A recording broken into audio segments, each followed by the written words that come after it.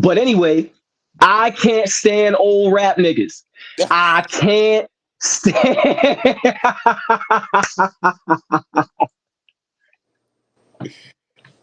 how do I stream this live? How do I like um, can I just use the same link or do I gotta like you can you no that shares them being in the lobby. How they can watch it? I don't know. That's a good question, bro. Let me see. Let me see something real quick. oh shit. I bet you here with it. I don't know who's watching, I don't know who can hear me. I'm just here. Plus I don't got it on my face, you know what I'm saying?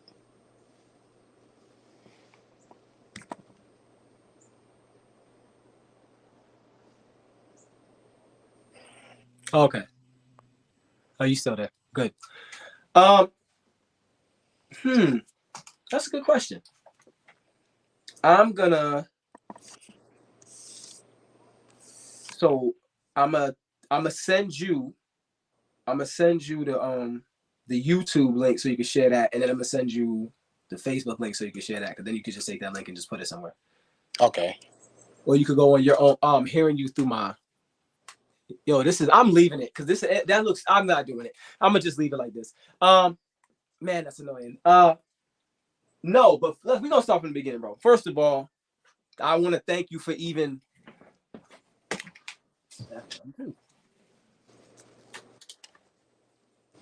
No, I want to thank you for even agreeing to do this. That was mad short notice too, and it wasn't like an inconsideration thing. I was like, but then I heard, you know what it was? This is exactly what it was. You were talking about Green Ranger, Tommy Oliver, and that's what I asked you when you said that. I'm like, how old is he? Because I'm interested in because I'm gonna just start by saying I wasn't a Mighty Morphin Power Ranger guy. Mm-hmm. I came up Silverhawks, Thundercats. So I watched my I'm older a bad. brother, he's 8 years older than me, so I watched Thundercats too. Oh, okay. So it's like my brother's 7 years younger than me, and we overlapped in a lot of things. Like I'm truly an '80s baby, but I want to start by talking about you because that's people see me talk about me way too much. Let's start from the beginning. What is your hip hop story? Meaning, how did you get started hip hopping? So it's kind of like one of those. It's kind of like one of those movies where the character, you know, as the viewer, you know the character is gonna end up here, Yeah, but you see them kind of like get hints of it along the way. yeah, So like I said, my brother is 1984. So when he was playing Sega Genesis, listening to Biggie Smalls, I was like 3 years old. You know what I'm saying? So I would go into his room, and I remember vividly. This is like one of my earliest memories. I remember going into his room while he's playing. He's sitting on the floor playing the game, and Biggie is playing over the speaker, and I'm just like, and I just remember trying to do like the like literally as a kid. I remember doing that, trying to mimic the tone, trying to like I don't know what he's saying, but I know he's doing a lot of this. right. You know what I'm saying? So that was one. Of course, over the radio, you know what I'm saying? Your parents play music in the house. They had the Lauryn Hill CD playing all the time. My brother, he would play music. He had all the DMX. I never got into DMX like heavy, We're gonna get to that. We're but gonna get to. I'm glad you said that. We're gonna get to that. I never really got into DMX heavy, but I always understood. Because even in school, I went to a private school. You know what I'm saying? We go on school trips. We would go. We would have different events and stuff like that, and we always were aware of the songs. You know what I'm saying? If we're in the car somewhere and they put the radio on, we know all the songs. We know the Jay-Z songs, Styles P, the Jada Kiss, the Real Love, all of that. You know what I'm saying? Like I grew up. My parents were playing like Kiss FM in the car. You know what I'm saying? So that's where a lot of that is like that whole classic soul, today's R&B. I got that side, but then whenever my brother and I was in the car, we just try to fight for Hot 97. You know what I'm saying? We used to try to fight to get that played so we could hear a couple whatever. But I remember, and this is all before I like officially started rapping. I remember in That's where I wanted to go next. So I'm glad you had that in mind. So go now ahead. I got you. I know exactly where you're trying to go with this. In I don't know which came first. The chicken, PlayStation according to 2. the Bible. The chicken. PlayStation 2 came out, right? So when PlayStation 2 came out, that was around 2001, 2002. Hove had just dropped, I think, Blueprint.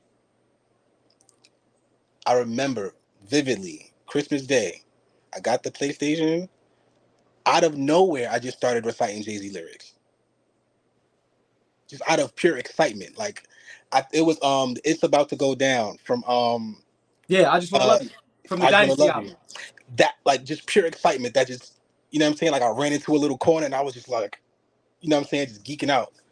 Um, I know my parents never really liked listening to rap music. My pops, he likes West Coast. Mm. He liked Tupac. He liked Dre, Snoop. Um, I could get him to listen to Jay-Z. We could kind of get him to listen to Jay-Z. Right.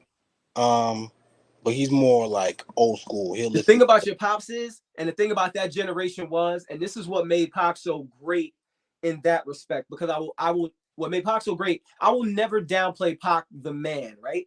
The only thing I've ever done is say, hey guys, relax with the greatest rapper stuff. Like, he's a great man who raps. That doesn't make him a great rapper. That's different.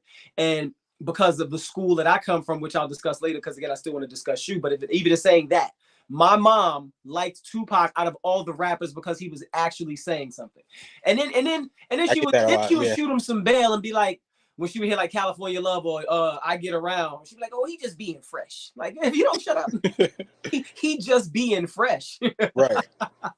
But go ahead though. So, nah, that's correct. That's mad funny. So it's that. I remember, fourth grade. This is so funny. I don't even know if the timeline. It's weird because I always get the years mixed up, but I know I was in fourth grade, and there was another dude in my class. Might have been fifth grade.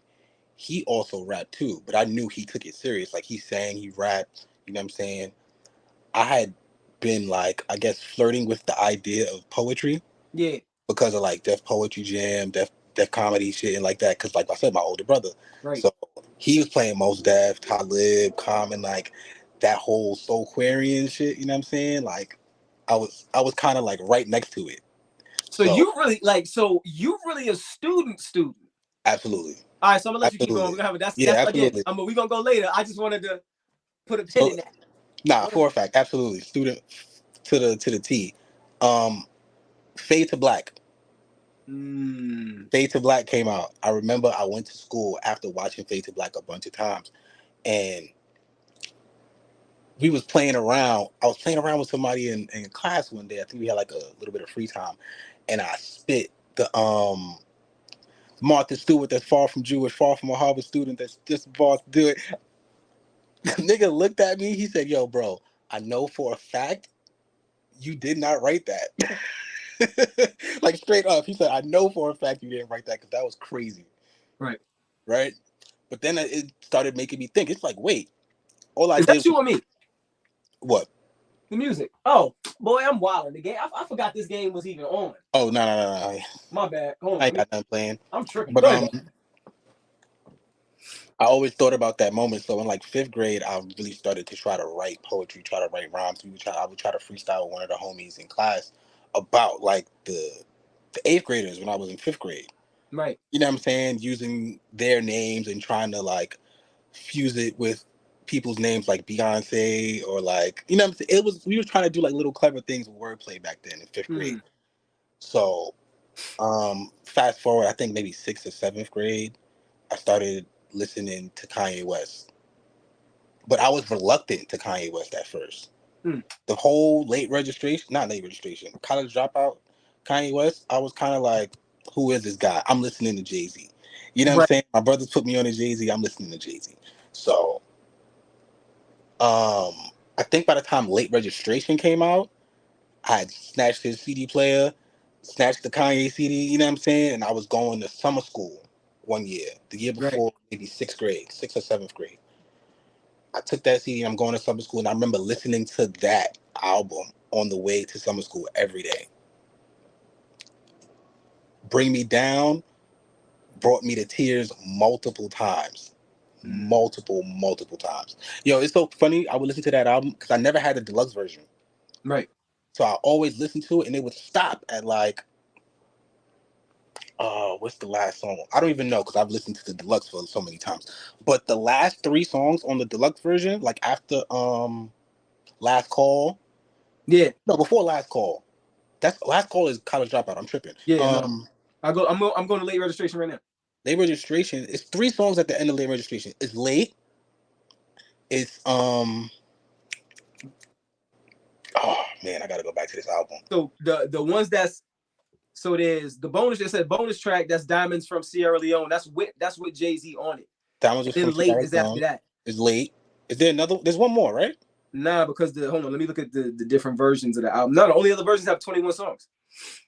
So whatever the last three songs were, yeah, I never heard them. I knew about the Diamonds remix, right? But I guess those other two songs I had never heard them. Gone, So Gone with Consequence. Gone with Consequence. Yeah. I think that was the one. Constant Cam. That was the one. It was maybe 2015, 2014 when I finally heard it. Mm-hmm. You know what I'm saying? Right. So around that same time, I took a detour, started dancing. Somebody taught me how to like flex and pop lock and tut and all of that stuff.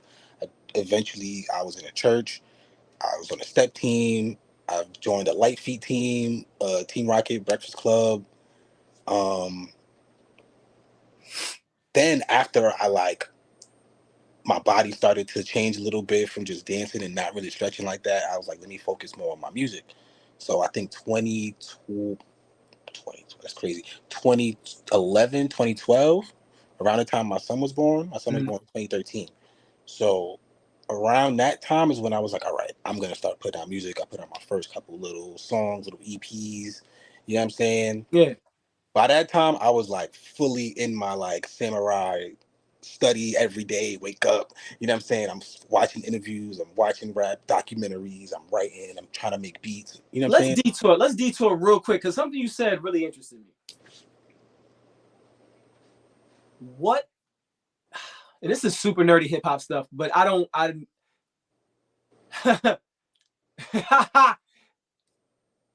what's your writing process? Just real quick, like in a quick, like. Matter of fact, better question. Do you prefer to record one song at a time or focus on a project? What have you wanted? What have you seen better results from, I suppose? Better results? That's interesting because I feel like I'm still trying to figure that out, what really works better. But I know what usually works for me is like for the Green Ranger project, for example, it started off with a line in a song.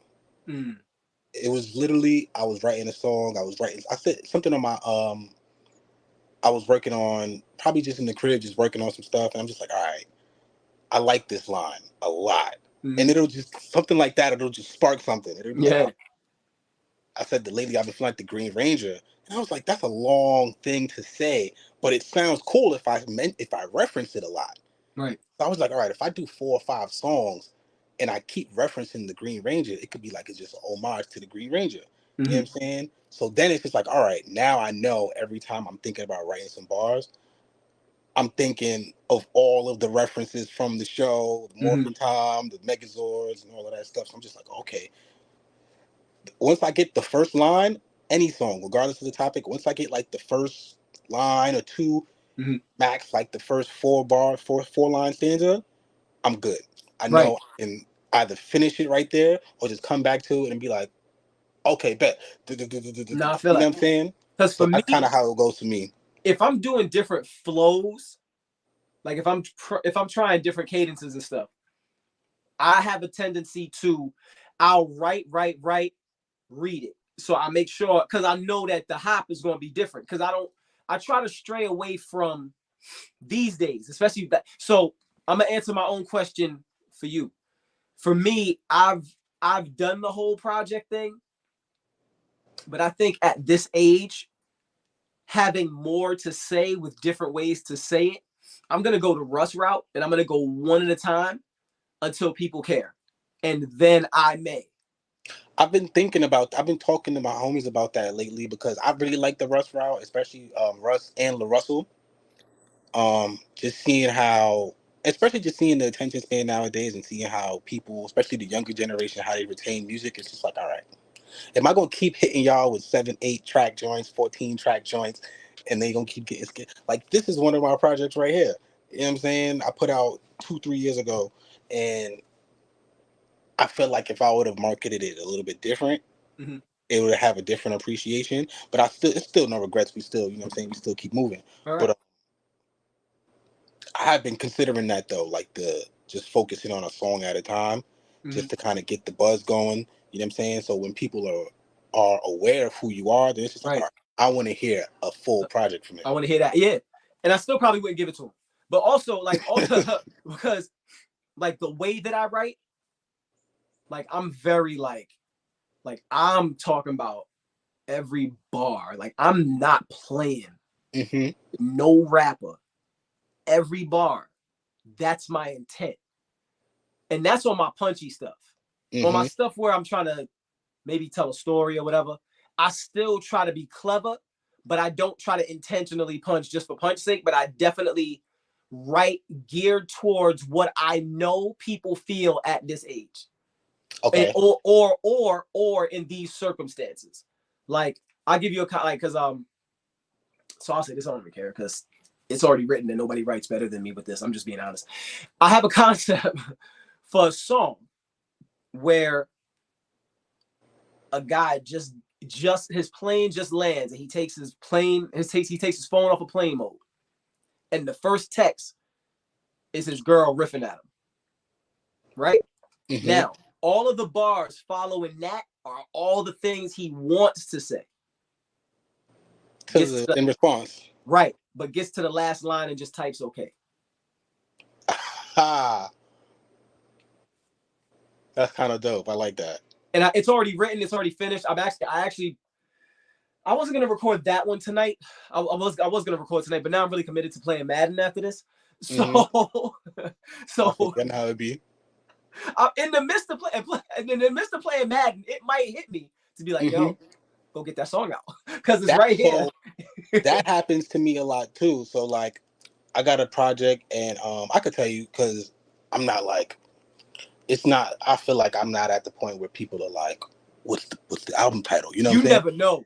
You know what I'm saying? You never know, bro. Sometimes, but I got after this Green Ranger project, I got another one I'm working on, and that might wait for a while. That one might be the one I make people beg for, because I'm putting a lot into it. I feel like I would want that album to be like not a magnum opus, but it's definitely like, you know how certain albums are just staples for their career, like Drake with a Take Care or a To Pimp a Butterfly or whatever. You know what I'm saying? Like certain, no. I'm not gonna let you say that. I'm sorry. I'm gonna let you finish, but I'm coming back for you.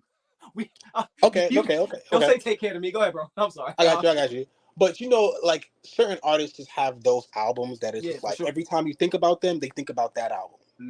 You know what I'm saying? Like for me, with Kanye is Dark Twisted Fantasy, Late Registration, Graduation. Like the first 5 are always will come to mind when I think about Kanye. You know what I'm saying? Hove is like Black Album, Reasonable Doubt, American Gangster, Blueprint. You know what I'm saying? That's also how I know you're a Kanye baby, because you said Black Album first. Yeah, Black Album was the first full rap album that I really listened to and wanted to study. For guys like me, they know what that summer, and I'm gonna just say that summer. They know what that summer meant. 96 meant a lot to us. That meant a lot to us. 4 years old.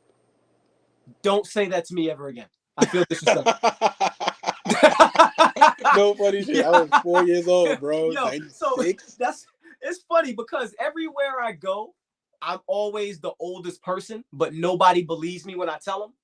So stuff like that happens all the time. Like I used to coach football, and I remember one time I made a reference to Gumby, and one of my more polite kids raised his hand in practice. I was like, oh, he raising his hand. He said, Coach, who's Gumby? I said, I need 20 push-ups right now. After the 20 push-ups, I said, now you're good. Here's my phone. And I made him Google it and like watch like a 2-minute clip on the sideline as other kids gathered around. Nah, that's funny. But yeah, that's it. Like for you to 4 years old, man. Jeez, why you do that? Yeah, I was 4. Why you say? What was the motivation? Like what was the? But nah, so I want that project to be like that. That project called DeLorean Music. You know what I'm saying? Because a lot of my songs on almost all of my projects, I always revisit this idea of time travel, right? Of me traveling to like, or me just communicating with the future version of myself. And each project is different. It's like first time I did it, it was just like on some, I miss my old shorty, so let me travel back to the past to go revisit that nostalgia type shit. Another one is just like, all right, you need to focus up and focus on the future because the future you is waiting, and this is what the future you looks like. You know what I'm saying? When it came to this project, it was just like, I wanted to put the future me on the shirt. You know what I'm saying? And just kind of paint the picture of what that would sound like a little bit. With DeLorean, that one is just like me actually stepping into that role, addressing some of the things that got me there, but really stepping into that role of just like, or stepping into that into that role of my future self that I'm talking about on the project. You know what I'm saying? So that's DeLorean Music. You know, Back to the Future. How deep concept are you going? Are you like going like people who understand the DeLorean reference? Are you going to be pulling from that the movie itself? Are you going to be pulling from like, you know what I mean? Like, is it going to be, are the songs going to be conceptualized around elements from Back to the Future? A few, yes, a few. It's funny when I first visited this concept, I had a verse. The song was gonna be called Flux Capacitor, right? I think on the new one, I'm gonna use that verse again, but it's not gonna be called that. So for the ones who know Back to the Future, the nerds out there, they're gonna hear certain things and be like there's a song where I said 80 on the dash while I'm driving to my destiny. And to those who know, 88 is where you got to get to. So it's like, all right, I'm right there. I'm right there. Word. So it's stuff like that. It's like little. I feel like my wordplay it gets very subtle sometimes. It's like not on a Lupe kind of where you got to really do digging, but it's like, what did he say? Like one time I said a line, and one of my homies, he loves this line. He always tells me about it.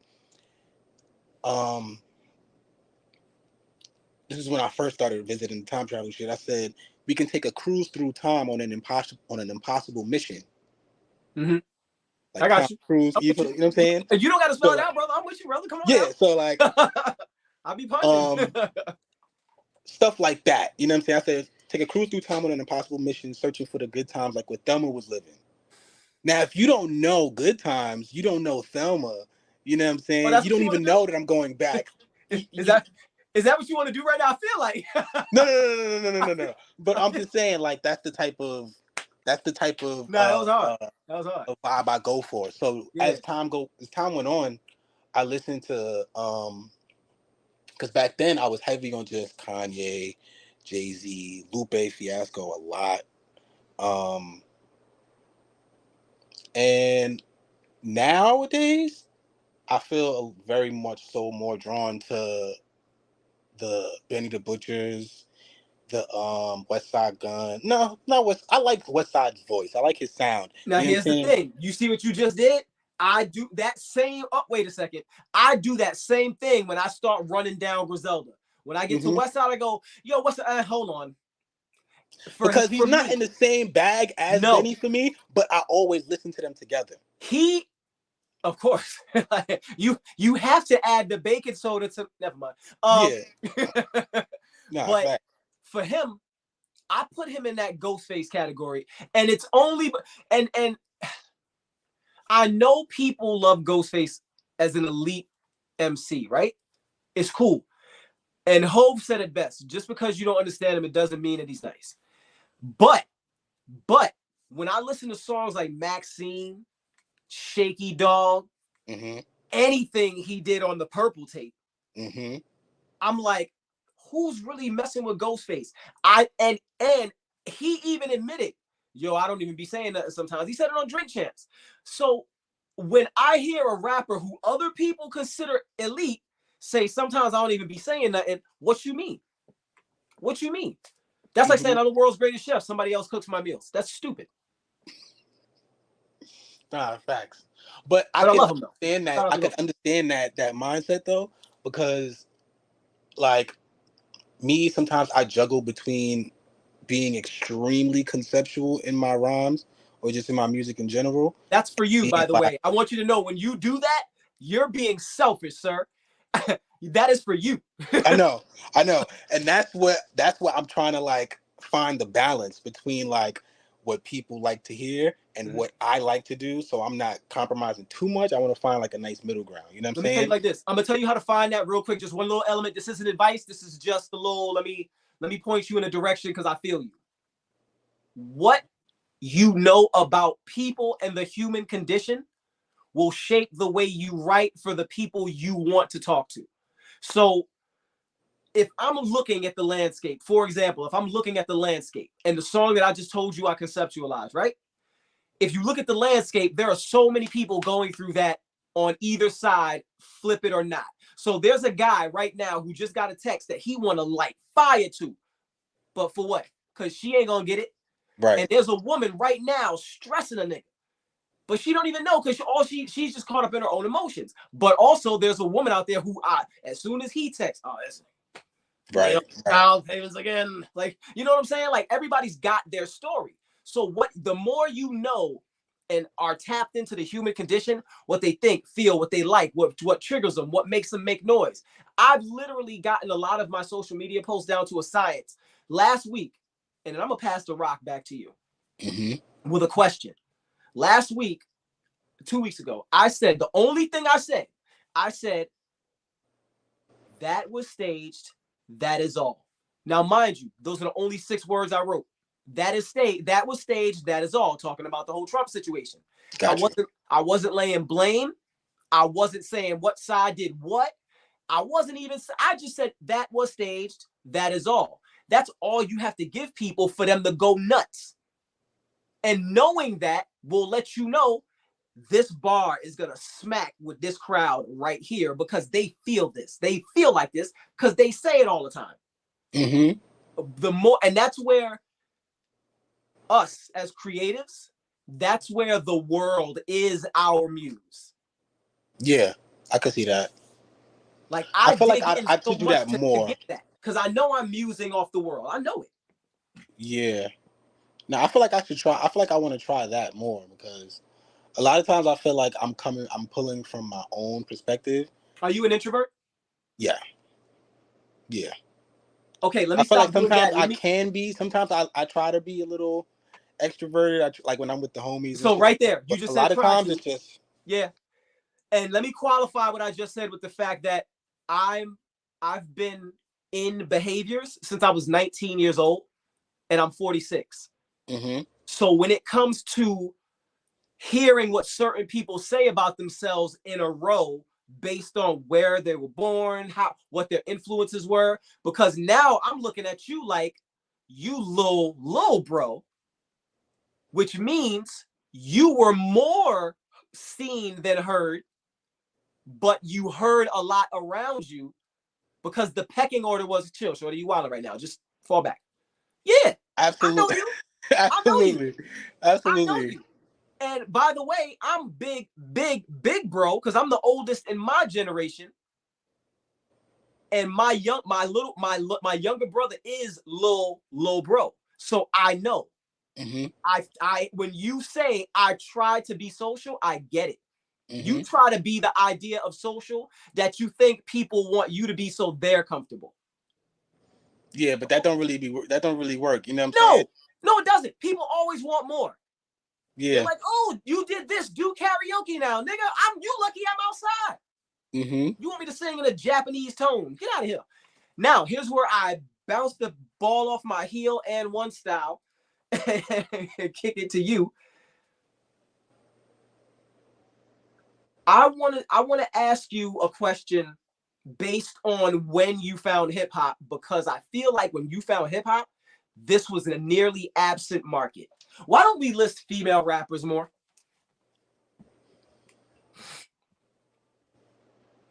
You said, why don't we list them? Why don't we list them? How come when we make lists, we we'll name 80 dudes before we say the first female rapper, and then we'll say something dumb like Nicki Minaj instead of Rod Digger, like it should be, because she's like number 21 on my list of 25.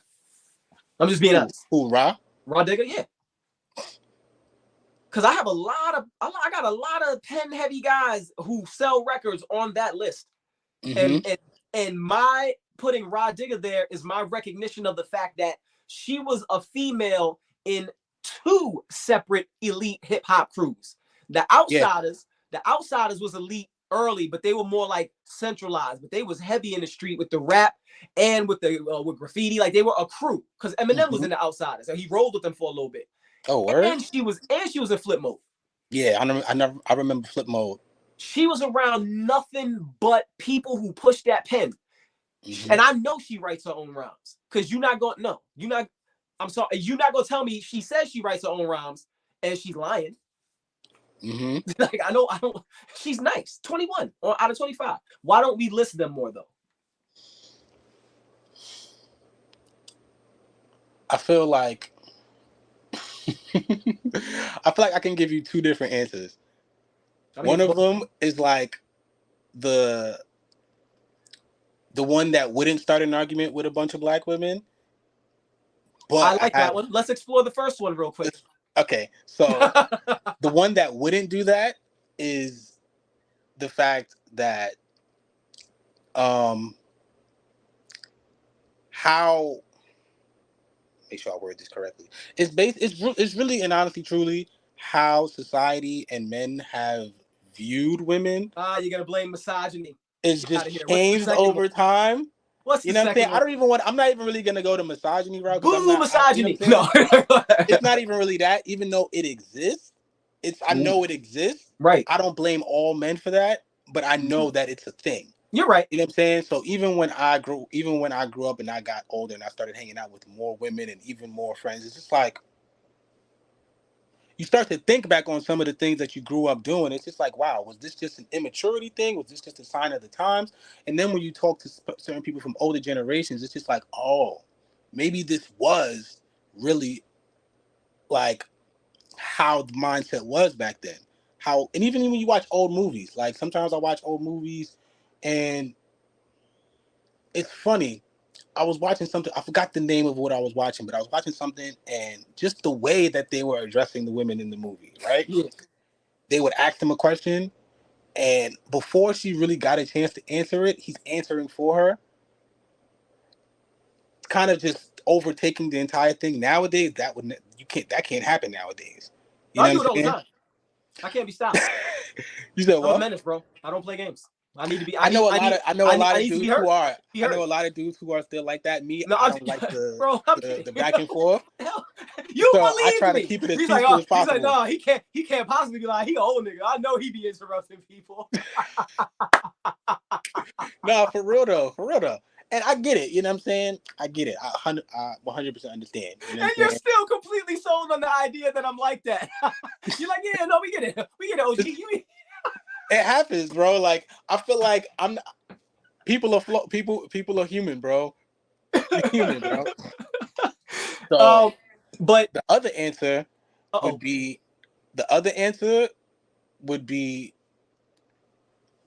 they have men write for them and they're just not that good. I said it. I don't know. I don't You talking about the current? I don't believe. Listen to me when I tell you this. And this is part of my hip hop story, and I'm extracting this piece only because it's pertinent. When my freshman year, John Dewey High School, me and Foxy Brown, aka Inga Marchand, because I called her Inga. I ain't call her. Even when I seen her after she was Foxy, I still called her Inga. Her and I were in a back hallway rapping. At that time, when she was 14, she was hanging out with MOP. She literally spit Little Fame's verse to me because it hadn't dropped yet, so she knew I didn't hear it, so she spit it. It's cool. But she was also around Smooth the Hustler, who was also around Jay-Z. That's how she got to Hov. So when I'm looking at all of that whole thing, I go, I will never believe a female writes her own raps because, and I love Inga. That's my dog. Like, whenever I hear bad things about her, it upsets me. I haven't talked to her since she got famous, but what I'm saying is, I know how it started, and it's her story is more tragic than most people believe. Like she was not with the continuance of being exploited, and they was like, oh yeah, it's over for you then. Haven't heard anything from her since, right?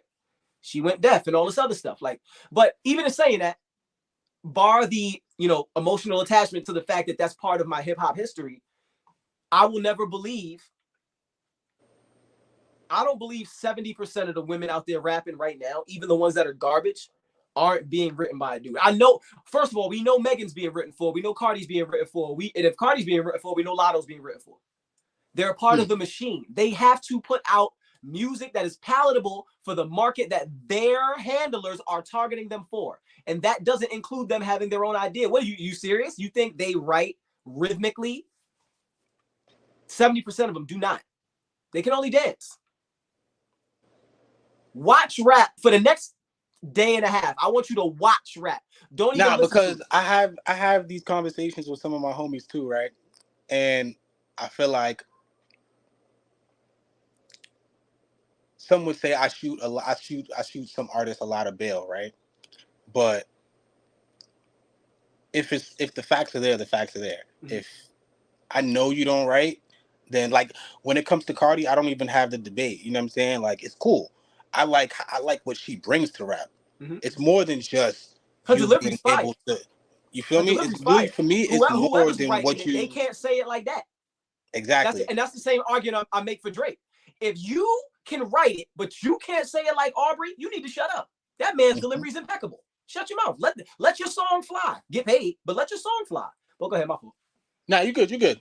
I feel like when it comes to the women rappers, I know only reason why I've considered Meg having writers is because she was dating the dude who was writing Cardi's bars. And in my mind, I'm just like, all right, Cardi got the album, she blew up. Everybody knows that pen was behind it, and now you're dating this dude and you blow up. And I'm just like, wait, so no one put the two and two together? Nope. And I was like, all right, you know what? I ain't gonna start no beef, but I'm gonna take a mental note. You know what I'm saying? I ain't gonna start no smoke over about it. I pay attention to stuff like that. My thing is, I feel like when you pay attention, because me, I watch a lot of interviews. I still watch a lot of interviews of artists. So when you listen to the stuff that they say in their songs, you hear the stuff that they say in their interviews, sometimes it's easy to tell what songs they wrote and what songs they didn't. Like with Cardi, she may not write everything, but I can hear when it's like, that might have been your thought. Right. You know what I'm saying? That might have been your idea. You know what I'm saying? So to bring it back to the original question about why we don't rank them, I think for me personally, I don't listen to them enough. Okay. I don't listen to them enough. That's fair. And I try to be, I'm being for real. Like the ones that I do listen to, I try to listen to. I'm not that big of a fan of. Like Meg, I listened to I listened to her album when she first came out. I think it was the Tina Snow project, and I haven't listened to a full one since then, but I hear the songs. And I'm just like, all right, they cool, but they just not for me. So I'm not even really going to go too deep into it. I'm just not a fan of it. The type of female rappers I listen to, I've always liked Doja Cat. And I know I get a lot of hate for that. Say it again. I get a lot of hate for that, bro. But I like Doja Cat a lot. People be sleeping on Doja Pen. That girl is sick. Bro, I was listening to Doja Cat way before she put out the Cow song. Her freestyles be, come on, man. Come on, man. You know what I'm saying? When she was making music, when she was making like smoke music, I was listening to her back then. You know what I'm saying? It's the Doja. machine, bro. The machine makes us look at like, and this is what I hate. Doja's whole career was her trolling, and nobody caught it. Everybody's like, she worships the devil. What is I'm a cow? It means she's a cash cow, and she's only being used for her image and her music. They don't care about her. And what do you do with a cow after you done with it? You kill it and make something to eat, and you forget about that cow. Y'all like how are y'all this dense? That Now girl's playing in y'all she face does that. She does that troll shit really well. really well. Really well. Really well. She's like, I'm gonna Because shave my even eyebrows in off and the go even in cry the on TikTok. What? even in the most recent song, I won't say most recent, but the most recent like super popular one, Agora Hills. Mm-hmm. I remember I was at my homie's crib. We was chilling, whatever, and he put the video on. We was chilling, smoking, whatever, and he put the video on. No lie, we were glued to the screen for the entire like 6 or 7 minutes. And at the end of it, I'm just like, yo, bro, she's really a genius, bro. Like she did like 2 or 3 different voices, trolled uh, 2 or 3 different groups of people, all on this one song, while still rapping very well, producing a great song. It's just like, yeah, bro, she's having too much fun with it. And that's the thing. I And like that. The matter, and for me, the madder people get, the more funny I find it, because I'm like, how do y'all not understand trolling? I'm not too old that I don't, and that's another thing that makes me, yo, I'm about to let him have it in here in a second. I'm old rap, yo, oh, I hate old rap niggas. Anyway, how do you not understand trolling? Like, oh, you think, oh, you hate this? Guess what I'm gonna do? I'm gonna dress like the devil while you talk about it. I stay in the news cycle while my YouTube video views go crazy up, while I get the TikTok views that I also get paid for. And when you retweet, repost, thank you so much for buying into what I knew you was going to do. I love that. That's tactician. That's assassination work. She poisons people. I'm sure of it. She's with the slow game. She's like, no, I want to watch you die slowly. Drink the poison. Nah, she's mad smart with it, bro. Mad smart with it. For sure. Yeah, I don't really listen to a lot of them. I don't listen to a lot of them enough. Like I've listened to Rhapsody's projects, and Rhapsody, I love Rhapsody. You know what I'm saying? I just haven't listened to her enough to put her against the people that I listen to nonstop. Now, like, I can't tell you how many times I've listened to certain verses from people. Let's talk about, that's the comparison I initially, and that's why I asked you your age.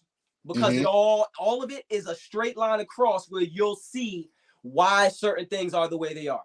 So my rap story starts when I was 12. Okay. My big brother, but he wasn't, but that was my, you know what I'm saying, when you young, big brother. He DJ AD. He used to DJ for Queen Latifah. He was her tour DJ for a little bit. The Fushnikins used to come through the block. I seen Special Ed a couple of times. Chub Rock's mom had a club around the corner next to the pizza store on Flatbush Avenue in Ditmas. Like, my hip hop story begins literally in the hub of where Brooklyn. Wow. Okay. So yeah. So I'll say I'm 10, 12, 1990. That is where Brooklyn hip hop, Flatbush, Crown Heights was where Brooklyn hip hop started to bang at. That's where early Buster used to be at. So for me, I was literally taught how to rap and what to rap about by Mock and Pac Fu. Like, when I looked at them, I said, yo, I love rap. I want to do it. Like, what do you rap about? He's like, only, and I've stuck to this advice to this day. He said, only rap about what you know about. So I never rapped about things I didn't know. You would never hear me, like, if I rap gun talk, it's so metaphorically layered that you're not even thinking I'm pulling my own triggers. Like, I don't play myself. Because I come from the era where if you front, people will slide through your block to see if that what you was talking in school is how you are around your way. If you go around there and your name don't ring no bell, it don't have to ring heavy bells, but if it don't ring no bell, you fronting your raps, like, you get clowned for that. Like, like, I literally saw a dude get smacked in a battle for making a reference that he visibly could not live up to. He said ice and baguettes and Lexus. He hopped off the train in a Dusty Champion hoodie to rap battle and get smacked by the guy who was on the I Got Love remix with Fab and Nate Dogg. His name is Brett. I ain't never heard him rap since, but I know he was the guy that smacked him because I remember his voice and his face. So my rap era was very combative. Your rap era was very skilled, but not combative. Think about it. You might have had 50, you might have had this, you might have had that. That makes so much sense, because I feel like if you're the combative, if your era is the combative, as we get closer to mine, it gets way less combative. And that's why people are so like eyes wide open over the Kendrick and Drake thing, because it's just like, oh my God, they're actually rapping to each other. And it's just like, yo, bro, if you really notice, and it's so weird how we literally talked about non-combative and you mentioned two combatants and left J. Cole smooth out, because that's what happened to him as a result of his non-engagement. But what people didn't understand, bro, when I tell you that I was literally battling on the train 4 days a week, like literally on the way home from school, my man Bugs would bang the beat on the train, and I just start rapping. There might be a brave contestant, there might not. If I catch, I never battled anybody. What, for real? Yeah, that's such an invigorating feeling when you know that they don't have anything for what you just said. I love it. You know what's crazy? How I got introduced to battling was kind of right before I started dancing. So like when I started dancing, I wasn't really battling. Like I said, I was in church, so it was more like an interpretive kind of thing. Right. Until I got to the light feed and started competing and actually battling. Yeah. But 8th grade, I got kicked out of my my the school I was going to in Brownsville. I got kicked out for fighting. I had to go to my zone school in East New York, Cypress Hills, right? Kind of like by the Euclid area. I know where you, I'm from Ocean Hill. Well, I live in Ocean Hill. Okay. I'm from Atlantic Towers on Rockaway and Atlantic. Bro, I went to Brooklyn Collegiate. I'm just saying. Inside the 55 building. Right there. That's crazy. Right there. Literally right there. Yep, somebody tried to rob me right outside at that corner store. Have you seen it recently? Yeah. Bro, they got a whole skate. I love what that neighborhood did. I love seeing my little alt-black kids. I love seeing my alt-black kids skateboarding and graffiti. I'm mad they got it. Elements of hip hop. I brought my skateboard to that school mad times and got in trouble for it. And now you got a skate park outside. But what was I saying? What was I about to say? You said you got it. Yeah. So 8th grade, I go to 302. I went to 302, and it might have been the first week because it was in the middle of the year kind of thing. It's like I got kicked out. I had to go to another school quickly. So it was in the middle of the year. I go into the cafeteria. It's all Spanish kids. You know what I'm saying? All Latin Spanish kids, right? All over the place. So I'm literally just looking for the black kids, right? I walk in, like cafeteria jail. Mad big. I've never been in the cafeteria this big before. I'm just like, yo. You really made it sound like jail just now, which is a whole nother discussion about school and institutionalization. But I ain't gonna get it. Crazy. So I walk in and I'm just like, all right, where the black kids at? Oh goodness. I hear the boom boom, boom boom, boom boom, boom boom, boom. Not the grinding. Right? They were still doing the grinding beat. So I'm like, I bet. I'm gonna go sit around this table. I grab my lunch. I look around. I make eye contact with a couple of black people. I'm just like, all right. I'm sitting down. Cool. I'm sitting down. There's a dude rapping at the table, right? I don't know if you ever heard of him. His name is Dama Dozen. He's a rapper from out in Brooklyn, right? This is the first day I met him. Well, kind of met him. We were made aware of each other, I guess. You know what I'm saying? It was like one of those things. I know, yeah. Oh, you do that? Yo, I know somebody who do that. He does that too. Y'all should do it like in front of us.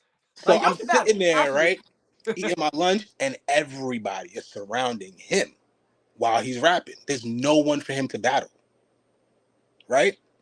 If he was battling somebody, I might have missed it that day. I probably was never there when he was battling people. But he was one of the people who inspired me to really start rapping too, like kind of just continue to write, because it's just like, yo, this dude is lyrical. At that age, right? It was like, whoa. That's and hard. You had the confidence enough to be battling people with it. And he was kind of nerdy too. You know what I'm saying? Kind of nerdy, preppy too. So it was really like Aesthetically, it's Kanye. almost like, yeah, it's very Kanye. Very. It was Kanye. like Kanye, but like way more lyrical. You know what I'm saying? You ever heard of a band called Phony People? No. You put me Phony on. People, another band out of Brooklyn. He joined Phony People, and they were doing some stuff. It was like a rock, not rock. It was like a indie rock, R&B-ish, soul kind of vibe back then. Really experimental. I loved it, yo. I love it. Like they got albums on Bandcamp that I still go back to. It's not on streaming services, nothing like that. You just said Bandcamp. You just said Bandcamp. That's like if I say that's like me saying Dat Piff to you. Yeah, you know what I'm saying. Which I don't think that's operating anymore, and that's sad. Yeah, they just shut that down R.I.P. to Dat Piff. Facts. But yeah, you smoke weed. I get it. Mm-hmm. It's fine. But that was my introduction to battling. But I've never battled anyone. Right. You know what I'm saying? Even freestyling. Freestyling is like the closest I've gotten to battling someone. Right. I've freestyled maybe in a couple ciphers, like go to 14th Street, try to jump in, take a little 1, 2, 3. All right, cool. Y'all let a real freestyle. You ain't just say keep up with y'all. You ain't just say. Hold on. Listen to me. Do you understand how hip hop? What you said was? What you said Columbus Circle battles, because that's 14th Street on the A train. 14th Street is Columbus Circle. That's Union Square. Oh my, that's what I meant. My fault. Yeah, Union Square. Is that what I said? No, you're right. So either way, that's the same thing because I know the location. I just mixed the words up. Mm-hmm. That's so hip hop because you have to. If you're hip hop and if you were hip hop back in the days, you knew where to go to catch a battle. Me and my cousins, the night we saw that kid get smacked, we knew 42nd Street was the place to catch a battle at. Because you would catch one, it'd be a couple of spots, you catch a battle. We caught one right outside the train station, like as soon as we came up. So, but you saying that, it's like, if you know hip hop, you know where to go get hip hop back then. Right. You knew that, on a Friday, if you went downtown, you might see Buster going to S&D's, but I worked in Soho, so I would see Buster at Atrium. I would see Mobb Deep at Active Warehouse. Like that's how hip hop New York was. That's why we love it so much. Let me put you on because I feel like there's something not that you don't know, but I want to share it with you as a younger person because I want this message to go. And the reason I want it to go is because it's important. The reason why we love it so much is because hip hop grew up with us. Absolutely. Do you know how many times I've run into like Rampage, the last Boy Scout, at like the Beeper store? I got my ear pierced in the same mall Redman was signing autographs in. You want to know something funny? I got a funny interaction like that. I passed the last summer. Oh man, I'm gonna mess this name up. Buckshot. Who? Buckshot. Oh. Buckshot. I met Buckshot and two other. I forgot. Because I didn't grow up on them, so I don't want to be disrespectful. But it was Buckshot and like two other gentlemen. What did the dude look like? They were all kind of my height. One was kind of dark skinned. Hey, I'm glad you say my height. Like I know how tall. My fault. I'm like around 5'7", 5'7" ish, 5'8" ish. You know what I'm saying? I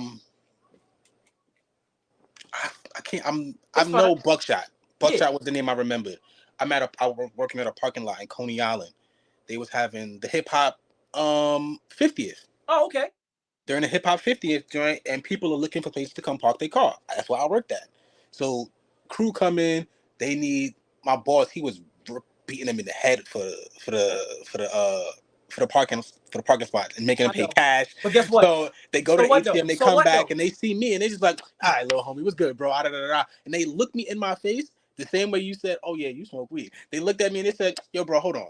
They go in their bag and they just give me a bunch of bags, right? I didn't think nothing of it. I'm just like, all right, cool, I'll take it, put it in my bag, make sure my boss don't see it. Cool. My coworker, he was a little bit older than me. He was like, I'm 32, he was 37. Mm-hmm. He said, bro, you know who that was? Who that was? That's how we gotta do y'all though. And I'm just like, nah, who that? Like, why you just talk to him like he was regular? He came in regular. He didn't even have a fan, like he ain't come in no fancy. They don't. Everybody that came in from the hip hop 50, they parked in that parking lot.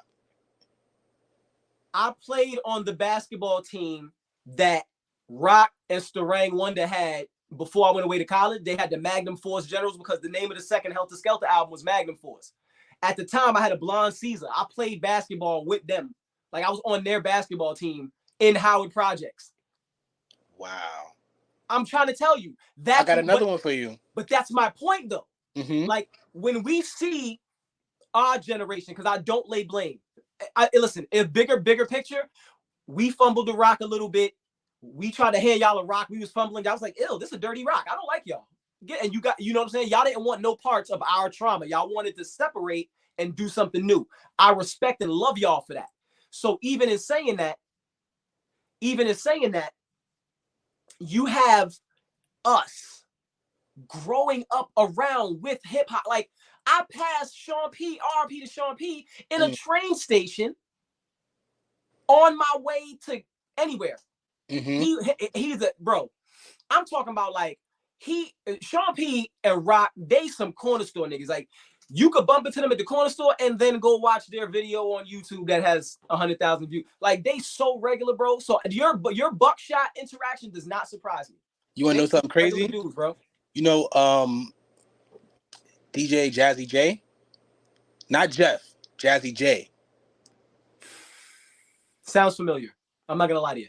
I don't know precisely. He's one of the legendary hip hop DJ, right? Mm-hmm. From what I've learned, from what my understanding, right? But keep this. You know Joey Badass? Yeah. I remember before I knew who Joey Badass was. Mm-hmm. I'm walking with my homie. This is when I'm writing raps too. I'm trying to make music. I had no idea who Joey Badass was. Right. I'm walking with my homie. We in Soho. We going to Dollar Pizza on St. Mark's. Right? We passing by the Cube. You know where the Starbucks at? Right. Right by the Cube? No, I don't, because there was no Starbucks there. There wasn't the Starbucks there, but we passed by the Cube, and the little whatever store was right there. Joey Badass, Capital Steez, rest in peace, and the whole Pro Era crew and a bunch of girls are standing on this corner, right? Me not knowing who they are, I'm just trying to get through so I could go like my spliff or whatever. Boom, boom, boom. I'm like, yo, these niggas out the way, bro. What's going on? They be mad annoying. I have like 3 or 4 interactions with rappers just like, bro, he's just like, yo, bro, that's Joey Badass. And I'm just like, who's that? Right? He's just like, yo, he's one of the hottest new rappers in Brooklyn. Da, da, da, da, da. He's giving me the whole spiel. And I'm just like, okay, cool. That's what's up. He goes and tries to say what up. And they're just like, nah, no pictures, no pictures. And I look, and I'm just like, who the hell? Nah, right? Anyway. Remember I told you about Dime a Dozen, right? No pictures, no pictures. I'm not a fan. All right. I don't even know. So remember I told you about Dime a Dozen, right? Dime a Dozen, how I'm gonna link this all back together, right?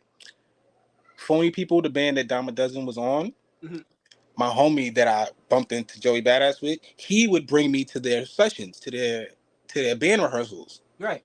They got a crib that they have out in Brooklyn where we would go to and just chill in the basement, smoke. They got the whole band set up, the whole drums, the guitar. They just chilling down there, vibing and working on songs before shows, and we would just travel with them to shows, sneak into the shows with them, blah blah blah blah blah. The drummer, his name is Matthew.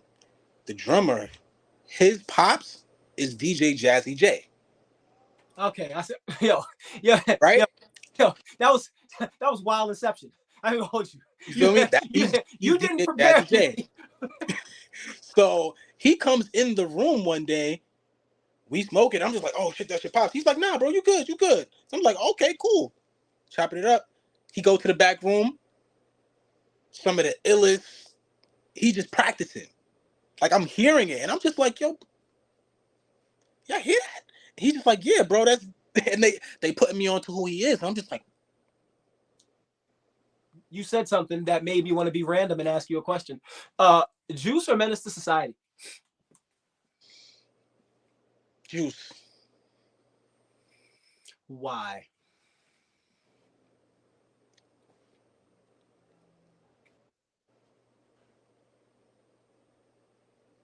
Q and Juice reminds me of my older brother from the 90s and like his friends, from the 90s. So it's kind of like a nostalgic thing too. That was some Like, that was some Kanye baby nonsense that you just gave me. I'm for real. I'm being for real. I'm gonna pick Menace because I grew up way more violent. It's just it's trauma. It's trauma for real. We don't want peace. We want to battle. We know you're nice, but can you battle? Because but that's the thing that people don't understand about that element, right? When they wrote J. Cole off, they equated skill with practical ability. I can go in the gym and I can give the illest body shot uppercut combinations to some mitts and some fake slips. I will do all the stuff you see on Instagram where dudes be like counting money, dodging punches. And all, it's like, all right, man, cool. What you gonna happen when somebody want to hit you? Because you're not slip. That's different. Right. That's different. Like, you can't hop on tracks, say things like you the numero uno, and then when somebody's like, yo, come outside, boy. My mama said I gotta do the dishes. Yeah, you know what I'm saying? I get that. That's why I can't even debate it. As much as I try to throw J. Cole bail, it's like I can't defend that part. You know what I'm saying? But what people don't understand is that's okay. But I think other people, and this happened, this is such a broad brush message. It's the expectations we place on other people. You should never be like, oh, you can do this, you can do that. For example, the moment somebody knows you lift weights, automatically, you the nigga who can move a couch. No, I am not. There's people who, there's a phone number for people who do that. Right. I use my muscles to make my shirts fit better. What you talking about? Right. And it's like, just because I could, did you hear it? He switched the flow and the beat. So what? When somebody's trying to punch you in your face, all that EQ, all that don't mean nothing. Right. And we didn't need to put that pressure on him. And once we did, he's like, I'm going to go ride my bike in New York City now. Bye. Like, which is to be expected because he also is a Kanye baby. Yeah. Y'all don't want to fight. And it's cool. But our generation needs to, that's why I hate old rap niggas. Thank you so much. I lobbed it to myself. Don't worry about it because I'm going to ask you why you hate old rap niggas too because I know you hate them. Anyway, I hate old rap niggas because you can't even say, hey, yo, did you hear Young Thug body 25 Soldiers on that Swiss Beats album? Young Thug, that nigga wear dresses. That's not what I asked you, sir. Excuse me, old rap nigga. Can you please stick to the subject? I said, and I'll repeat it because I know you old. You used to slower beats. You slow tempo. So I'm going to slow the tempo down. Did you hear Young Thug body on that Swiss? That nigga, all right, cool. What's your idea of good rap, man? And they always say Rakim. Listen, he wasn't for me. I'm from Brooklyn. I was Big Daddy Kane, Special Ed, Cool G Rap. I love Cool G Rap. Cool G I'll Rap. give my take on Rakim when I get my It's yours. I just threw it to you. I want you to have it. I gotta set this up. Go ahead. What's your Rakim? Please please, because I made mine the way I'm gonna clip this real nice too. So go ahead. So my take on older rap niggas, bro, is that they are just way too close-minded. More than anything, like I have a few bullet points, but I'm gonna just stick to the one. Like they're just a little too close-minded. Like anytime I hear one of the OGs talk about current state of rap, newer rappers, it's just like, damn, why is it so pessimistic? Why is it so like negative? They didn't do nothing wrong, but continue to advance the art form.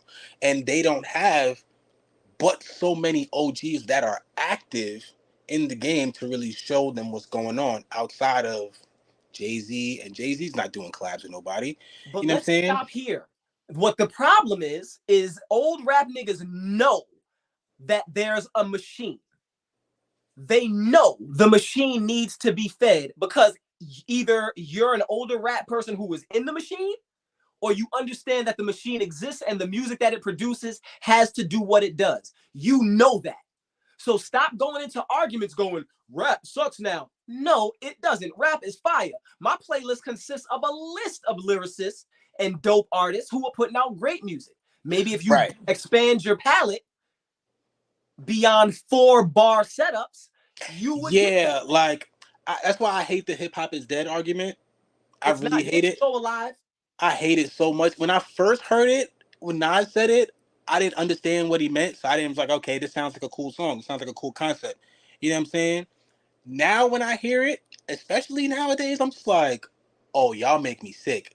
Because how how is it that hip hop was only alive during the era that you guys were prominent in?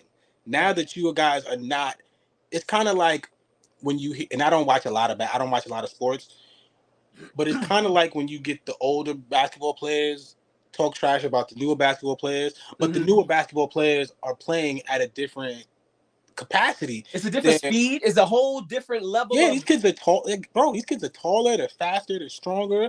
Like, one example in the They sports don't realm, have day jobs like y'all do.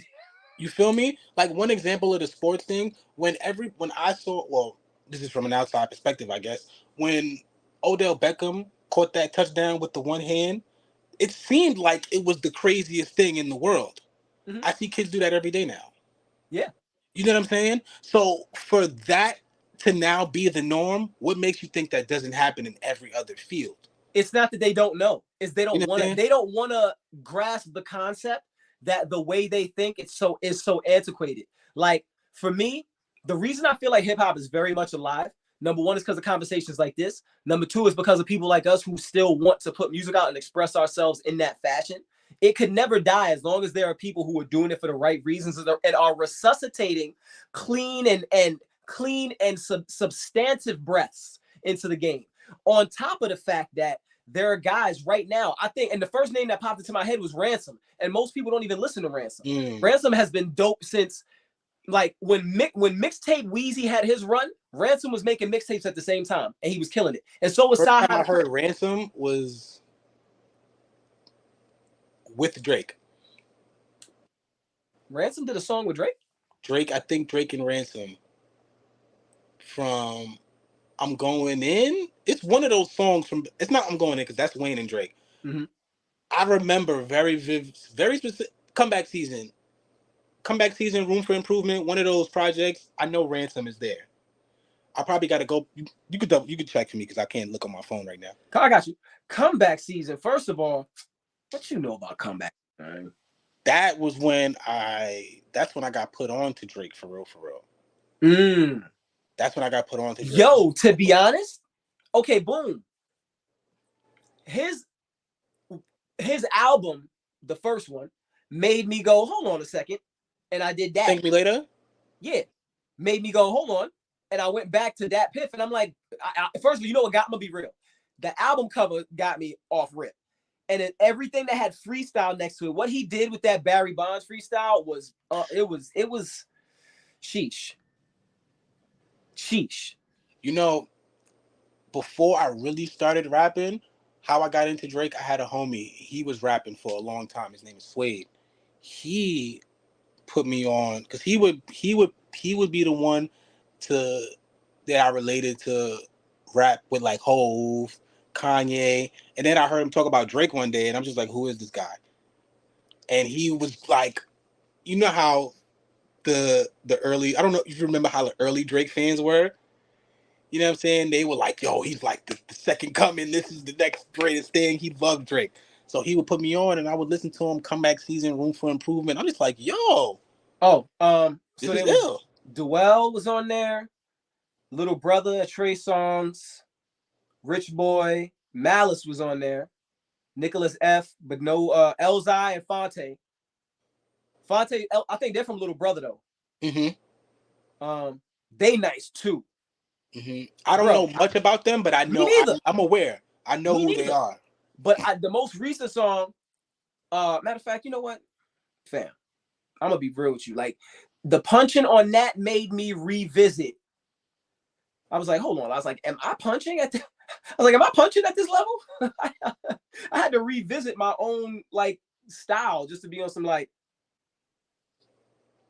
Lupe makes me feel like that. You ever heard "Wish Me Well"? By who? Little Brother. Nah, I don't, I'm pretty sure I haven't.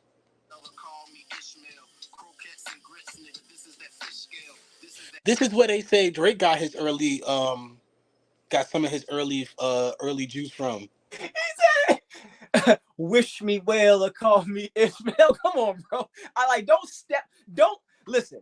There's a certain way that somebody steps on a track that lets you know I'm about to be wild, disrespectful with the bars. You not messing with me.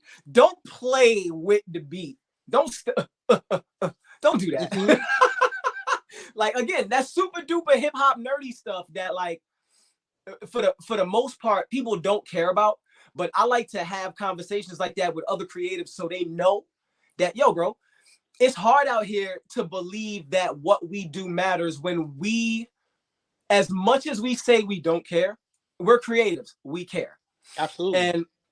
And in saying that, it's hard to believe that what we do matters when the response doesn't meet the effort.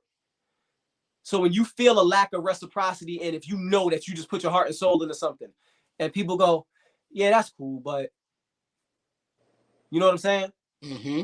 And that's where having conversations like this, I like to get with other creators because we breathe life into each other. Mm-hmm. We make one another know like, yo, there's other people out here other than us who really wake up to really be at this craft. Now, mind you, like I have a whole day job, I make whole other content, but at the same time, I know that for my mental health, my peace, my escape to, my retreat from, it involves every aspect of my creativity. And now music has found its way back into my life. And now I've set up a situation where I can record. Mm-hmm. But I know you go through this.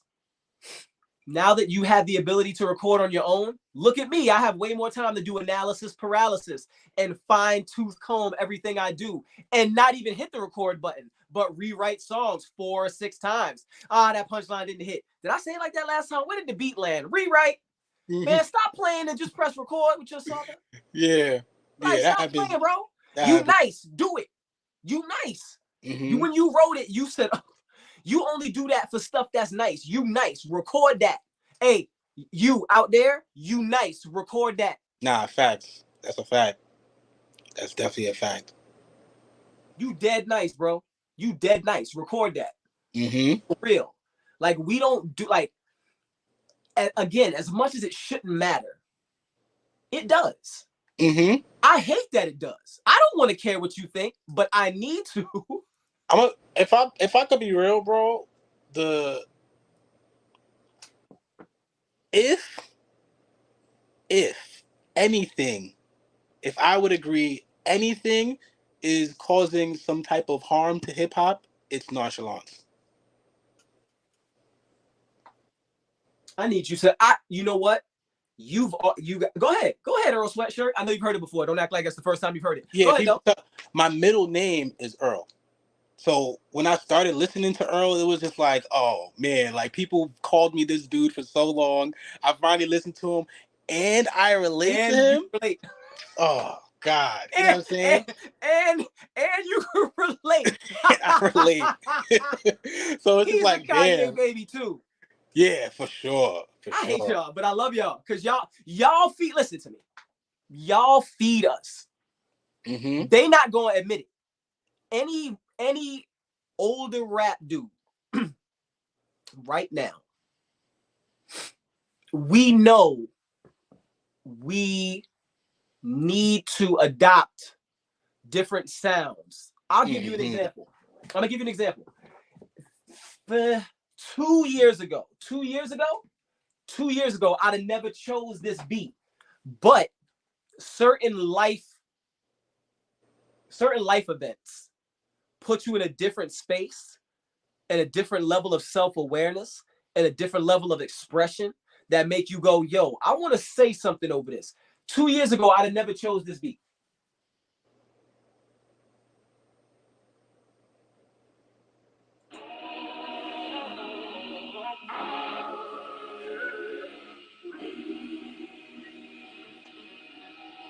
Back row.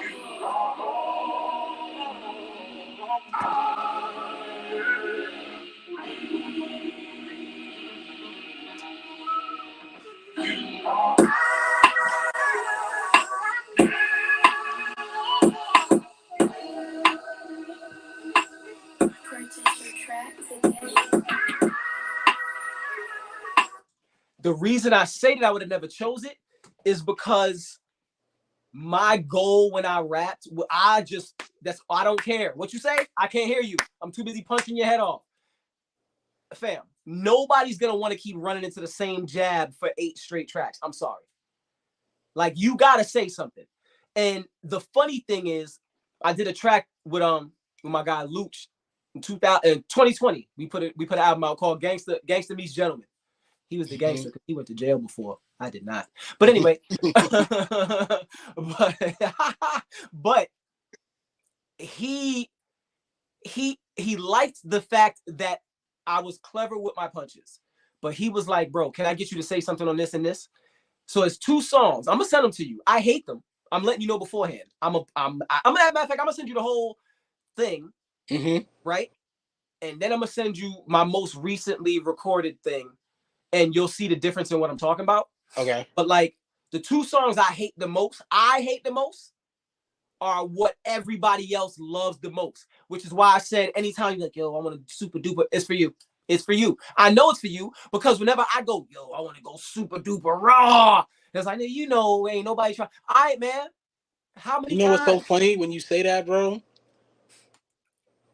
You asked me about the writing process, and I know a lot of people like to do, especially nowadays, a lot of people like to do oh, nah, I don't write. I just go in the booth and you know what I'm saying? And to an extent, I've seen people do it.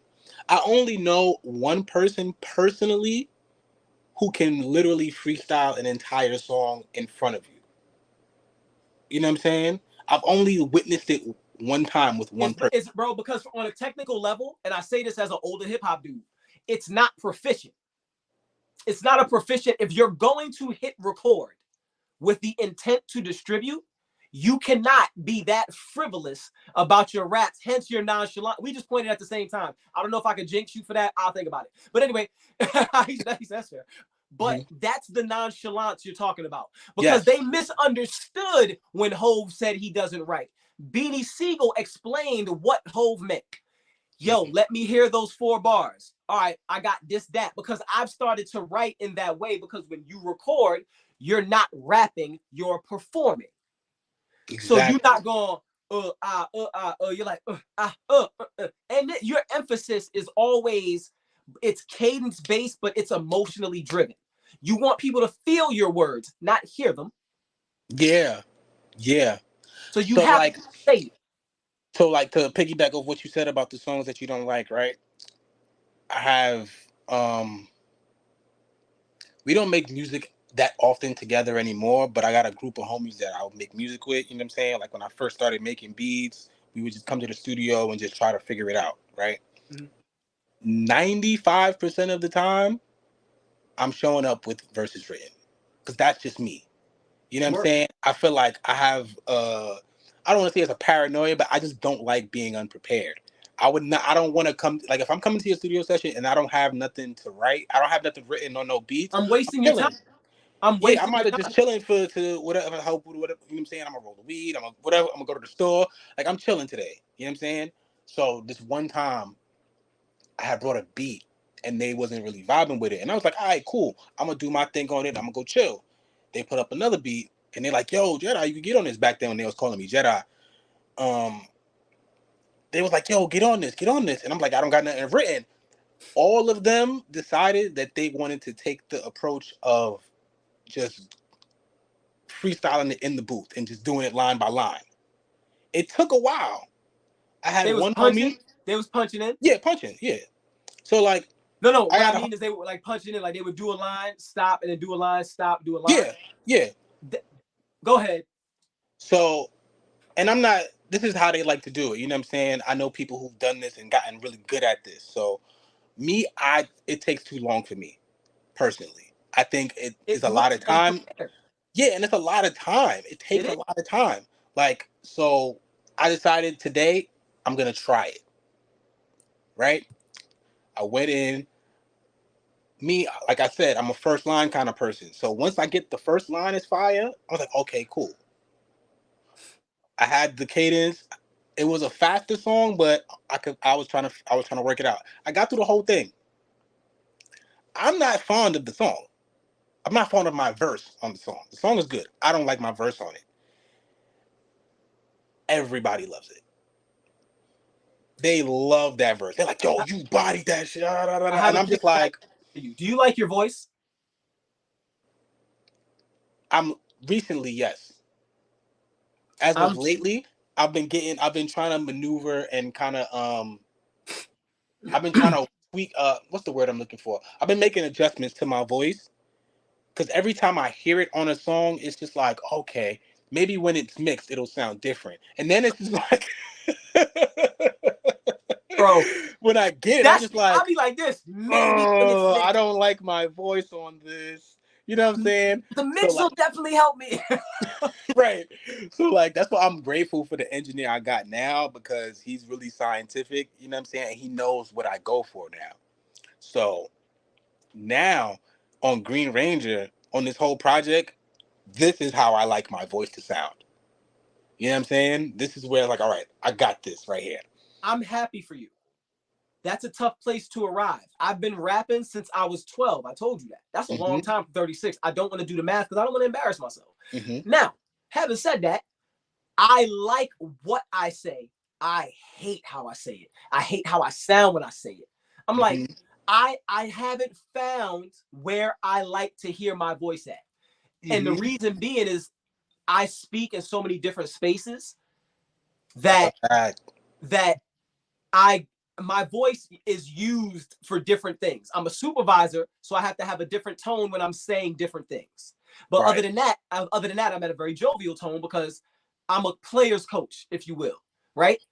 And in saying that, when I talk to kids, I'm very player's coach. So I stay in that realm until I want to take a deep message, put an analogy to it so they get it, and then deliver it. That's a different vocal tone. So I'm like, I don't know where I like myself at because I use my voice in too many different spaces. Right. And like for me, I work at after school. So this is 6th, 7th, and 8th graders, right? I was working primarily with a 7th grade class. The way I talk right here is how I talk all the time. Sometimes I get on the mic and this is how I'm rapping. You know what I'm saying? I don't really like to raise my voice unless it's emotionally driven. Like if I'm passionate talking about something and we having a real debate, if we was going back and forth about something, it's just like, all right, you might hear my voice go up. But even then, you know what I'm saying? I'm only going to shout if I'm angry or if I'm trying to get over something. So what you're saying is you're not good at vocal projection, and in order to project your voice, you have to shout. See, I'm good at vocal projection. Yeah. Like right now, I'm yelling. I know I am, but it doesn't feel like it. I'm just opening my chest to speak. You know what I'm saying? I feel like I'm yelling right now.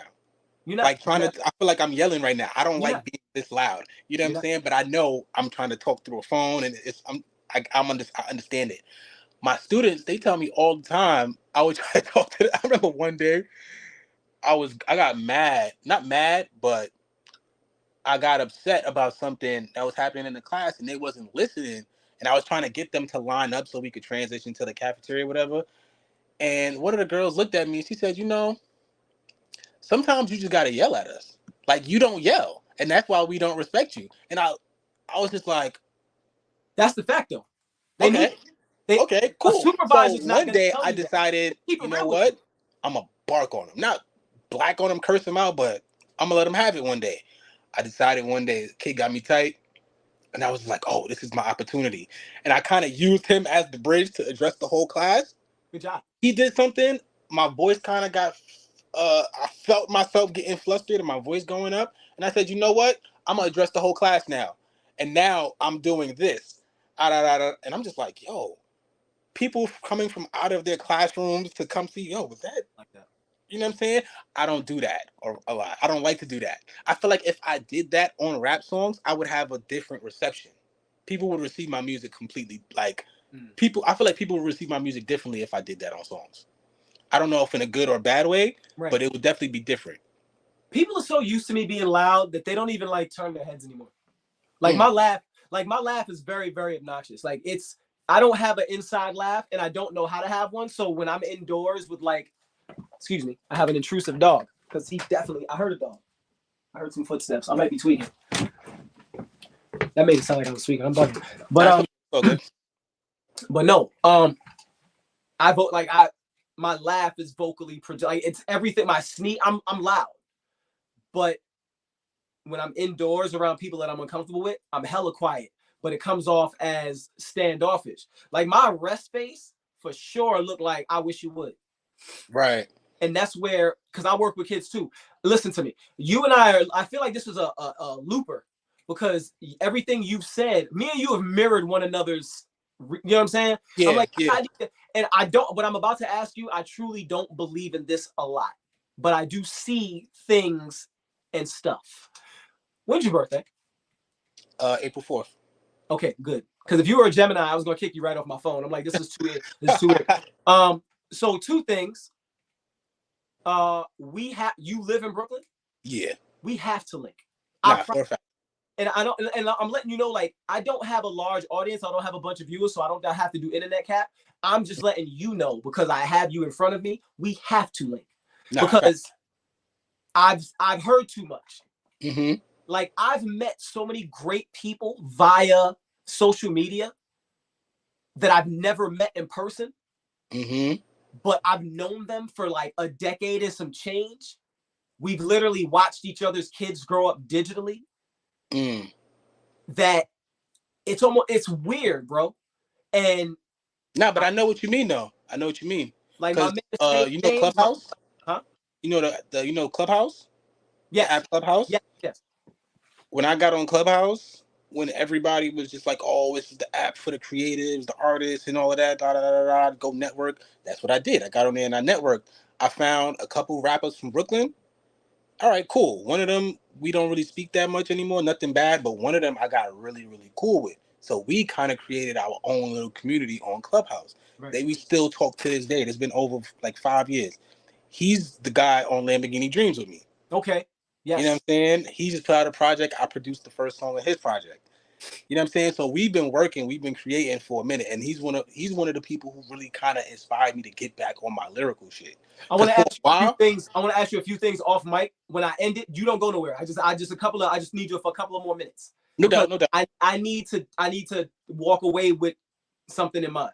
Mm-hmm. The last thing that I'm gonna ask you, and this is gonna determine whether or not we ever do anything again. Backstreet Boys are NSYNC. Say it. I like NSYNC. I feel like that's the one. NSYNC was the guys. Because I don't know. If somebody says Backstreet Boys to me, I'm like, yo, but why though? I understand NSYNC because they got some slappy slaps. Backstreet Boys do too, but not like NSYNC. And Backstreet Boys don't have a pop. They don't have like the song "Pop." I know.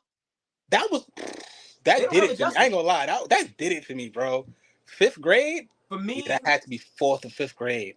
What was my song for NSYNC? Because my phone is here. Because I know I doubt. Listen to me. And that's another thing I hate about older hip hop people. If you don't listen to other genres of music, you don't love rap. If you don't listen to other genres of music, you don't love rap. And the reason why you don't love rap is because rap is universal, meaning we're the only art form who can glean from every genre to make hip hop. Country can't glean from hip hop to make good country. Pop can't glean from hip hop to make good pop. They try when they infuse Kendrick, and it's like, Metro Boomin, could you do this beat? That's not the same. You have to stick to the roots and elements of your thing in order to create something new. Hip hop is the only genre that does that. I want you to really think about it. Think about it. No, that makes a lot of sense. That makes a whole lot of sense when I think about some of my favorite R&B songs. Tearing Up My Heart, by the way, was my Tearing Up My Heart. You play that karaoke, I will smoke you with Tearing Up My Heart. I swear. Yeah, there's another instinct song I'm thinking about. I can't think of it at the moment, but there's a few different R&B songs that come to mind. I'm gonna give you one where this is so hip hop. Like I feel like I'm so hip hop that I say the phrase I refer to things as hip hop. Like that's we're allowed. You know what I'm saying? So Beyonce, Kitty Cat. She has a song called Kitty Cat. And the bridge of the song. Now, mind you, this is before I started rapping. This is before I was really listening to Jay-Z and Kanye and all of that. Beyonce on the Crazy and on B-Day, I believe. B-Day. Anyway, she has a song called Kitty Cat, and on the bridge, she does a little like 8-bar rap, bro. The beat, the cadence she rapped in. I know people say that Hov wrote the verse. Of for course her, he did. but what do you mean? even still, just hearing how it sounds is so hip hop, bro.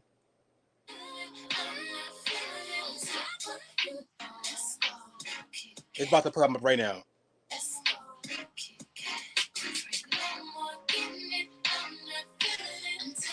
Oh my bad. A little further. Ahead? Yeah, a little further ahead. Yeah. Okay, back up. It's that part.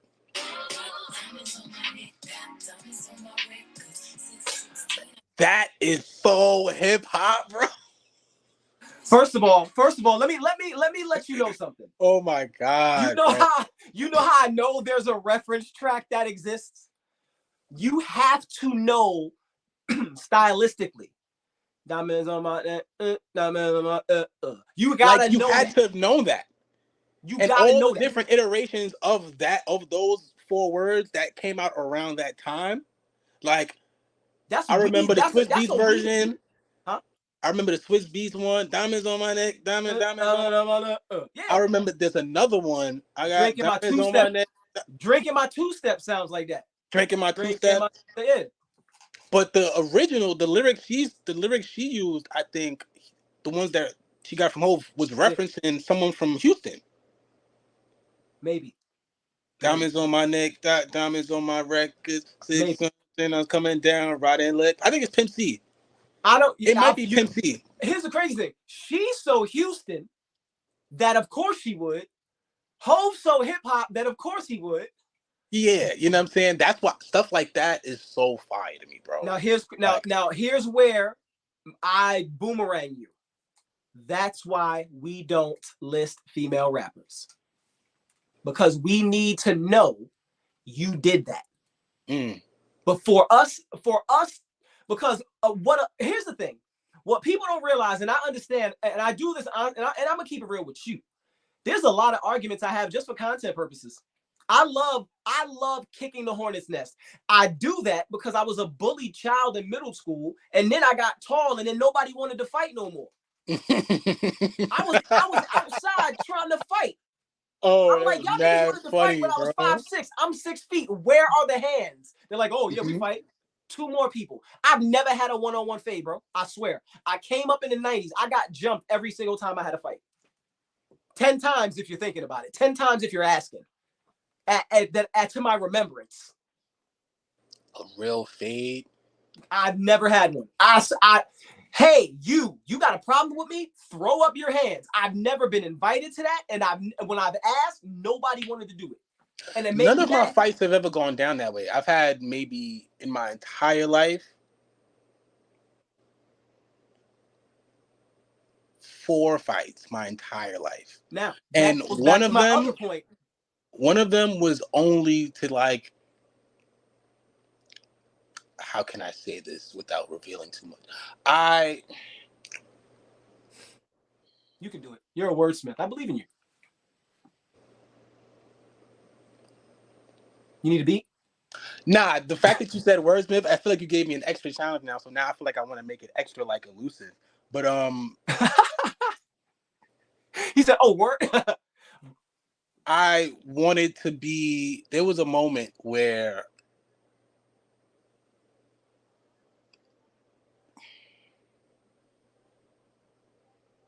I'll put it to you like this. You watch anime? Which one? Naruto. No. Okay. Which anime do you watch? Death Note. I don't know much about that. Castlevania. Yeah, I'm like a novice anime. You know what I'm saying? So whatever's lower than novice, but it's like Dragon Ball Z, Naruto. That's about it. Like it's hard. I'm still trying to get into other ones. You know what I'm saying? I would suggest Castlevania or Death Note. I've heard a lot about Death Note. Death Note is kind of fire. The concept is like, that's crazy. Ooh. I was a part of, let's say I was a part of the Power Rangers, bro. Right? Of Power Rangers that didn't vary in colors. You know what I'm saying? For sure. I became engulfed in this, not engulfed, but involved with the Rangers because it was like, you know what? This could. I want to stop you. Same story. Let's go. I got you. I listen to me. I got you. I'm 46, so, bro. I'm 46. At a certain point, I got you. When I realized how deep it had to go in order to really be a certified Ranger, I was just like, oh, you know what? Before this goes anywhere, bro, let me just go to college. Out. And my guy who put me on, he was like, you know what, bro? Out of respect for you and the fact that you came to me as a man, I'm gonna let this rock, but it can't be the same way you came in, if that makes sense. You know what I'm saying? So I had to make sure that I did that for myself. I had to go to college to make sure that happened. That was my last. That was the closest thing to a real fade. Like a real fade. Like, yo, you no, step to me, I step to you. No, it's not. No, it's not. It's not. Hold on. You a lie. No, it's not. It's not the same. Oh, yeah, it's the same. It's the same if you start doing multiplication. What you mean? It's not the same, bro. Same as what? It's not this one-on-one is not the same as what you talking about. I know what we talking about. Oh, no. It's that's not the last same. one. But because I guess I had to do it one at a time. I understand. I got a lot of grace. I mean, now that we both, you got to do it one at a time. One at a time. I got a lot of grace. You know why? Because they knew, you know what I'm saying, I wasn't in it for. It was really on some music shit. It's just like, all right, boom. Let me tell you why I feel bad though. Same story. I was related. I didn't have to do none of that. Oh, see, I had no real relation to it. It was kind of just like, oh, you want to do this? All right, cool. However, you wasted our time. Okay, now you gotta. However, there were things I didn't do because I understood that I wasn't. I don't care what y'all say. If they come over here and say, who you, I can't say I'm with them. I'm going to have to say this, that, he, him, that's how I got here. And that thought process is part of why I was just like, you know what? Maybe this is not for me, respectfully. You know what I'm saying? Because once I saw, like, you know how it goes, bro. Once I saw how far down the line it had to go, I'm just like. It goes all the way. Just a couple interactions. I remember I was doing a performance somewhere and my fellow. Where in Brooklyn are you from? East New York.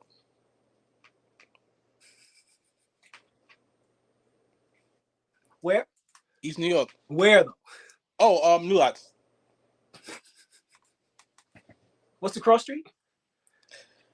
Blake, Jerome. What you talking about? Okay. Wait, I can't. We got to get off. Listen. First of all, I want to thank you because an hour and 40 minutes is a lot of time to give a grown man. As another grown man. So I had, you know what's crazy? I thought this was going on IG Live, so I told like 3 of my homies, and they was texting me the whole time. I didn't know how to do that. I don't have that code. I don't know how to go live on that. Nah, it's all good. I'm gonna just send it to them whenever you drop this. You know what I'm saying? Whenever you drop the clips, I'm gonna just send them the clips. Word. And stuff. But so now I'm gonna just end it. But you stay right there. All right, bet.